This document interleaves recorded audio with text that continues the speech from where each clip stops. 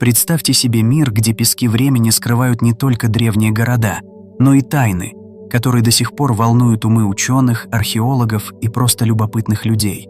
Сегодня мы отправимся в захватывающее путешествие в Древний Египет, цивилизацию, которая подарила нам пирамиды, сфинкса и истории о фараонах, чьи имена эхом звучат сквозь тысячелетия.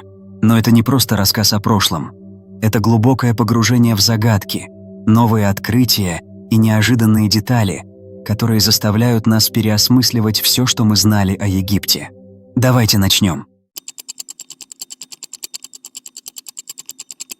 Одна из самых интригующих тайн Древнего Египта – это местонахождение гробницы Клеопатры VII, последней царицы, чья жизнь была полна драматизма, любви и политических интриг.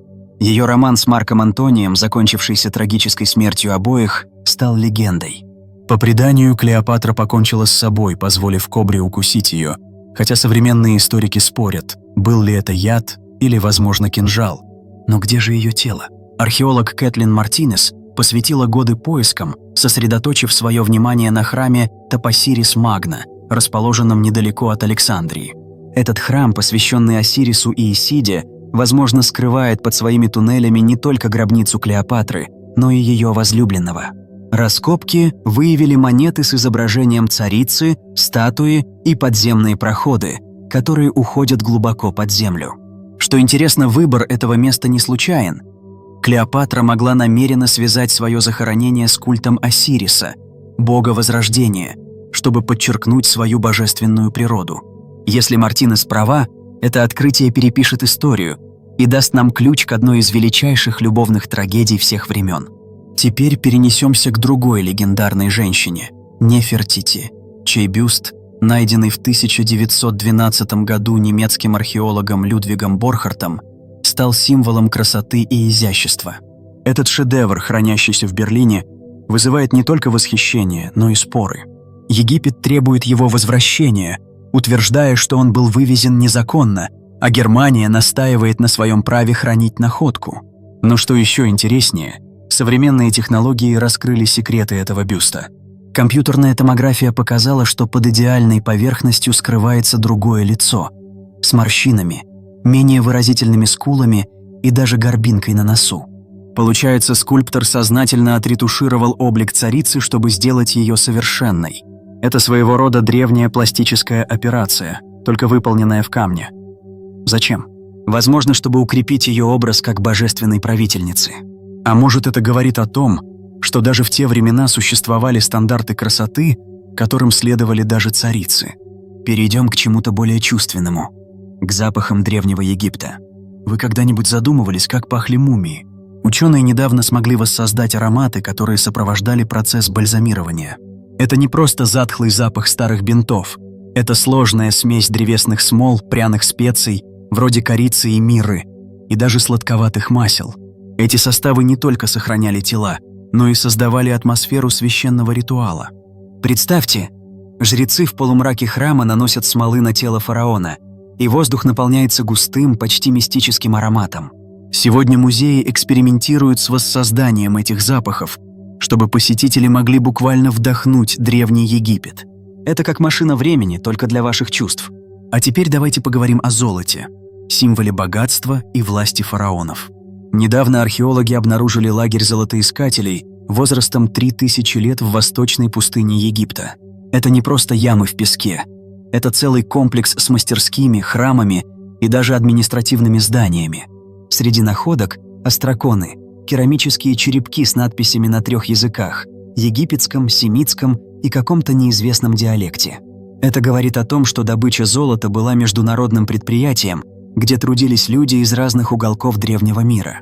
Золото для египтян было не просто металлом. Оно считалось плотью богов, особенно Ра, солнечного божества. И этот лагерь показывает, насколько серьезно они относились к его добыче. Интересно, что такие открытия заставляют задуматься. А каково было быть простым рабочим в этой золотой лихорадке? Жизнь там, вероятно, была суровой, но полной надежд на богатство. Теперь о технологиях, которые до сих пор ставят ученых в тупик. Возьмем, к примеру, незавершенный обелиск в Асуане. Этот гигантский кусок гранита весом более 1000 тонн так и остался лежать в карьере.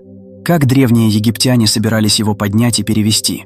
Или саркофаги в Серапеуме, массивные гранитные ящики, вырезанные с ювелирной точностью. Современные инженеры говорят, что для такой работы нужны либо невероятные инструменты, либо утерянные знания. Отсюда и рождаются теории о высокоразвитой цивилизации, существовавшей до фараонов. Некоторые даже связывают это с мифической Атлантидой. Конечно, это звучит как фантастика, но когда смотришь на эти мегалиты, невольно задаешься вопросом: а что, если мы недооцениваем древних? Свежие археологические находки только подогревают интерес. Например, гробница Тутмоса II, фараона XVIII династии, возможно, скрыта под тоннами щебня в долине царей. Или саркофаг Потамуи, казначея Рамсеса II, найденный в идеальном состоянии. Настоящий шедевр из розового гранита. А как вам черный саркофаг из Александрии? Когда его открыли в 2018 году, внутри обнаружили 3 скелета, плавающих в красноватой жидкости. Кто эти люди?